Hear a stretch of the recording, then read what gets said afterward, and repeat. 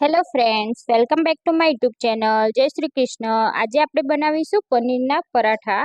તો આ પરાઠા ટેસ્ટમાં ખૂબ જ સરસ લાગે છે. અહીંયા હું તમને પરાઠા વણતી સમયે બિલકુલ ના ફાટે એના માટે શું ધ્યાન રાખવું એ હું તમને આગળ વિડીયોમાં જણાવીશ. તો વિડીયોમાં બન્યા રહેજો. સાથે સાથે પરાઠાને કેવી રીતે શેકવા જેનાથી પરાઠા ફૂલીને દડા જેવા થાય એ હું પરફેક્ટ રીત તમને વિડીયોમાં જણાવીશ. તો રેસીપી ગમે તો રેસીપીને લાઈક, શેર અને કમેન્ટ કરજો. તો ચાલો રેસીપી શરૂ કરીએ. તો સૌથી પહેલા પનીર પરાઠા બનાવવા માટે પરાઠાનો લોટ બાંધી લઈએ. તો મેં અહીંયા 1.5 કપ જેટલો ઝીણો રોટલીનો લોટ આવે છે તે લીધો છે. અડધી ચમચી આપણે મીઠું એડ કરીશું અને 1 ચમચી જેટલું આપણે તેલ એડ કરીશું. તો સારી રીતે આપણે મિક્સ કરી લઈશું અને થોડું થોડું પાણી એડ કરી આપણે લોટને બાંધીશું. તો લોટને આપણે રોટલી જેવો લોટ હોય તેવો બાંધવાનો છે, એકદમ સોફ્ટ લોટ બાંધવાનો છે. તો તમે કોઈ પણ સ્ટફિંગ વાળા પરાઠા બનાવતા હોય તો તેનો લોટ તમારે સોફ્ટ જ બાંધવાનો. તો પરાઠાના લોટ બાંધવાની જ ખૂબી હોય છે. તો સોફ્ટ લોટ હશે તો આપણા પરાઠા એકદમ ફૂલી જશે અને સરસ રીતે ટેસ્ટમાં બનશે. તો મેં અહીંયા લોટ બાંધી લીધો છે. તો આટલો લોટ બાંધતા અમારે અડધા કપ જેટલું પાણી વપરાયું છે. તો લોટને આપણે સારી રીતે આ રીતે સોફ્ટ કરી લઈએ મસળીને.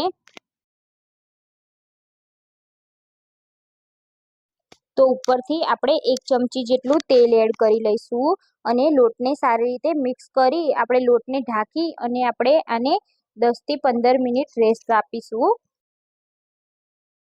તો આપણો લોટ રેસ્ટ થાય ત્યાં સુધી આપણે પરાઠામાં ભરવા માટે સ્ટફિંગ બનાવી લઈશું.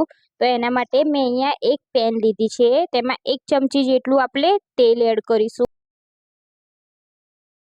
તો તેલ ગરમ થાય એટલે અહીંયા મોટી સાઈઝની ડુંગળીને મેં આ રીતે ઝીણી સમારી લીધી છે. તો તે એડ કરી દઈશું અને ડુંગળીને આપણે સોતે કરી લઈએ. તો ડુંગળીને તમે કાચી પણ એડ કરી શકો છો, પણ પરાઠામાં ડુંગળીને થોડી સાતળીને એડ કરશો તો પરાઠાનો ટેસ્ટ ખૂબ જ સરસ આવશે. તો આપણે ડુંગળીને ઓવર કૂક નથી કરવાની, આપણે હલકી બ્રાઉન થાય ત્યાં સુધી જ આપણે તેને સોતે કરવાની છે. તો 1 મિનિટ જેવું થાય એટલે ડુંગળી આપણી સોતે થઈ જશે. તો ગેસની ફ્લેમને બંધ કરી દઈશું અને ઠંડી કરી લઈશું. તો આપણે પરાઠામાં પનીરનું સ્ટફિંગ તૈયાર કરીએ. તો એના માટે 100 ગ્રામ જેટલું મેં અહીંયા પનીર લીધું છે. પનીરને મેં અહીંયા આ રીતે હાથથી ભૂકો કરી લીધું છે. હવે આપણે ઠંડી કરેલી ડુંગળીને એડ કરી દઈશું. તો તમે પનીરને ખમણીને પણ લઈ શકો છો, પણ આ રીતે પનીરને લેશો તો પનીરના પરાઠા વણતી વખતે ફાટશે નહીં. હવે આપણે 1 ચમચી જેટલી આદુ, લસણ અને મરચાંની પેસ્ટ એડ કરીશું અને સ્વાદ મુજબ મીઠું એડ કરીશું. 1 ચમચી આપણે આમચૂર પાવડર એડ કરીશું અને અડધી ચમચી ચીલી ફ્લેક્સ અને અડધી ચમચી ઓરેગાનો એડ કરીશું.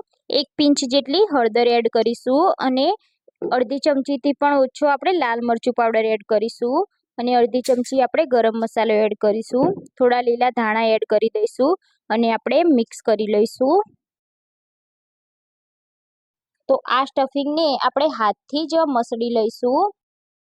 તો સ્ટફિંગને આ રીતે હાથથી પ્રેસ કરી અને મિક્સ કરવાનું. પનીરને થોડું આ રીતે મિક્સ કરતું જવાનું એટલે પરાઠા બનતી વખતે આ સ્ટફિંગ બિલકુલ છૂટું ના પડે અને બધા મસાલા પનીર સાથે ભળી જાય. તો પનીરને આપણે હાથેથી આ રીતે મસળી લઈશું જેથી આપણા સ્ટફિંગમાં બાઇન્ડિંગ આવી જાય.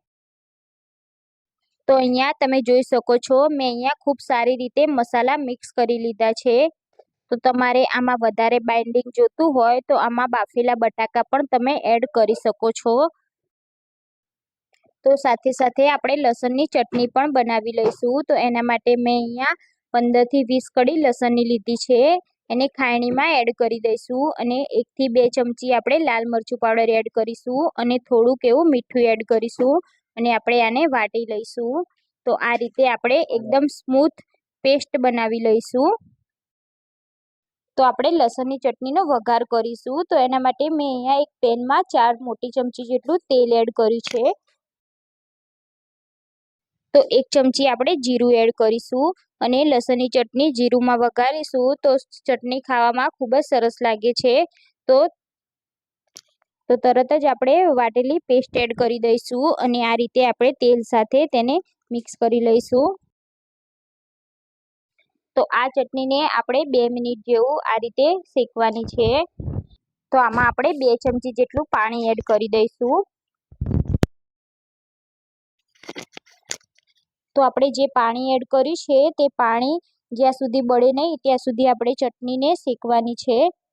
તો લગભગ ચટણીને થતાં 2 મિનિટ જેટલો સમય લાગે છે. તો તમે જોઈ શકો છો ચટણીમાંથી તેલ છૂટું પડી ગયું છે. તો અહીંયા આપણી ચટણી રેડી થઈ ગઈ છે. તો હવે આપણે ગેસની ફ્લેમને બંધ કરી દઈશું અને ચટણીને આપણે એક બાઉલમાં કાઢી લઈશું. તો આ ચટણીને ફ્રીજમાં તમે 10 થી 15 દિવસ સુધી સ્ટોર પણ કરી શકો છો. તો લગભગ 10 મિનિટ જેવું થઈ ગયું છે અને આપણા લોટને પણ રેસ્ટ મળી ગયો છે. તો આપણા લોટને આપણે આ રીતે મસળી અને થોડો સોફ્ટ કરી લઈશું. તો તમે જોઈ શકો છો આપણો લોટ એકદમ સરસ રીતે સોફ્ટ થઈ ગયો છે.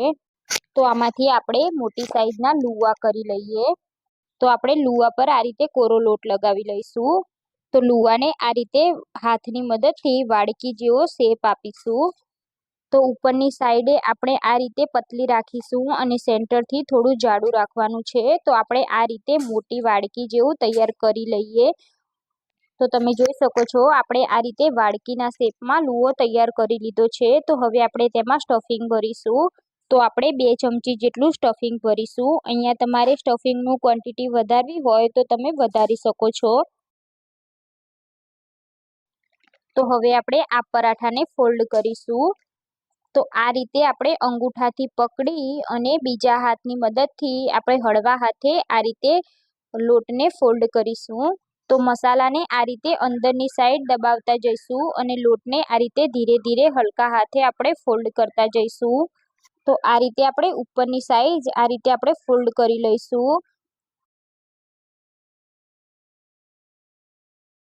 અને જે ઉપર જે વધારાનો લોટ રહેશે એને આપણે બહાર કાઢી લઈશું. તો તમે જોઈ શકો છો એકદમ પરફેક્ટ આપણું લુવું તૈયાર થઈ ગયું છે. તો આ લુવામાં જ્યાંથી તમે પેક કર્યું હોય ત્યાં બિલકુલ ક્રેક ના રહેવી જોઈએ. હવે આપણે આમાં કોરો લોટ લગાવી આ રીતે હાથેથી આપણે દબાવીને થોડી મોટી સાઈઝનો વણીશું એને. તો અહીંયા આપણે આંગળીઓથી પ્રેસ કરી અને લુવાને થોડો મોટો કરી લઈશું.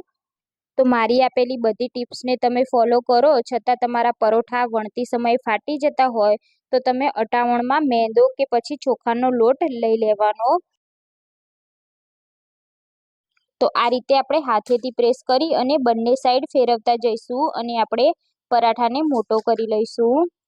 તો હવે આપણે વેલણની મદદથી પરાઠાને વણીશું. તો પરાઠાને ક્યારેક સેન્ટરમાંથી નહીં વણવાનું, તેને આપણે કિનારીથી આપણે વણવાનું છે. તો આ રીતે આપણે કિનારીથી પરાઠાને વણી લઈશું. તો તમે જોઈ શકો છો અહીંયા આપણો પરાઠો એકદમ પરફેક્ટ રીતે વણાઈ ગયો છે. તો એવી જ રીતે આપણે બીજા પરાઠાને પણ આ રીતે વણી અને ફોલ્ડ કરી લઈશું. તો તમે આ રીતે સ્ટફિંગ ભરી અને પરાઠાને વણશો તો તમારો પરાઠો બિલકુલ ફાટશે નહીં. તો પરાઠાને શેકવા માટે મેં અહીંયા તવો ગરમ કરવા મૂકી દીધો છે. તો જે વણેલો ભાગ છે નીચેનો ભાગ તે આપણે પહેલાં નીચેની સાઈડ એડ કરી દઈશું અને પરાઠાને નીચેની સાઈડ આપણે 20 થી 30 સેકન્ડ સુધી શેકવાનો છે. તો પરાઠાનો આ રીતે કલર ચેન્જ થાય એટલે આપણે તેને પલટાવી દેવાનો છે. તો આ રીતની ડિઝાઇન પડે એટલે આપણે એને પલટાવી દેવાનો છે. હવે આપણે ઉપરની સાઈડ આ રીતે તેલ લગાવી દઈશું. તો તમે તેલની જગ્યાએ ઘીનો પણ ઉપયોગ કરી શકો છો. તો તેલ લગાવ્યા પછી આપણે પરાઠાની સાઈડ ચેન્જ કરી લઈશું અને બીજી સાઈડ પણ આપણે એ જ રીતે તેલ લગાવી દઈશું.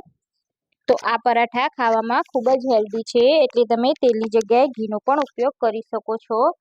તો સ્પેશિયલ બાળકો માટે બનાવતા હોય તો તમે તેલની જગ્યાએ ઘીનો ઉપયોગ કરો તો વધારે સારું. તો અહીંયા તમે જોઈ શકો છો આપણો પરાઠો એક સાઈડ શેકાઈ ગયો છે. હવે તેને બીજી સાઈડ શેકી લઈશું. તો આપણે આ રીતે બંને સાઈડ પરાઠાને શેકી લીધા છે. તો હવે આપણે તેને પ્લેટમાં બહાર લઈ લઈએ. એવી જ રીતે આપણે બીજા પરાઠા વણીને રાખ્યા છે તે પણ આપણે શેકી લઈશું. તો પરાઠાને શેકતી વખતે તમારી ગેસની ફ્લેમ હાઈ ટુ મીડિયમ રાખવાની છે. તો આ પરાઠા શેકી લો, પછી તમે ઉપરથી બટર લગાવીને ખાશો તો પણ ખાવામાં સરસ લાગે છે. તો અહીંયા આપણા ગરમા ગરમ પરાઠા રેડી થઈ ગયા છે. તો બાળકોના લંચ બોક્સમાં કે પછી નાસ્તામાં તમે આ પરોઠા બનાવો તો ખૂબ જ ખાવામાં સરસ લાગે છે. તો અહીંયા તમે જોઈ શકો છો આપણા પરાઠા કેટલા સરસ બન્યા છે અને અંદરથી સ્ટફિંગ પણ કેટલું સરસ ફિલ થઈ ગયું છે. બધી સાઈડ એકદમ પરફેક્ટ રીતે સ્ટફિંગ ફેલાઈ ગયું છે. તો જોતા જ ખાવાનું મન થાય એવા આપણા પરાઠા રેડી થઈ ગયા છે. તો આ પરાઠા લસણની ચટણી સાથે ખૂબ જ સરસ લાગે છે. તમે સોસ જોડે પણ ખાઈ શકો છો. તો તમે ઘરે જરૂરથી ટ્રાય કરજો અને તમારો અનુભવ મને કમેન્ટ બોક્સમાં જરૂરથી જણાવજો. જો તમને મારા વિડીયો સારા લાગતા હોય તો મારા વિડીયોને લાઇક કરો, કમેન્ટ કરો, શેર કરો અને મારી ચેનલને સબસ્ક્રાઈબ ના કરી હોય તો ચેનલને સબસ્ક્રાઈબ કરી લેજો. તો ફરી મળીએ આપણે નવી રેસીપી સાથે. જય શ્રી કૃષ્ણ.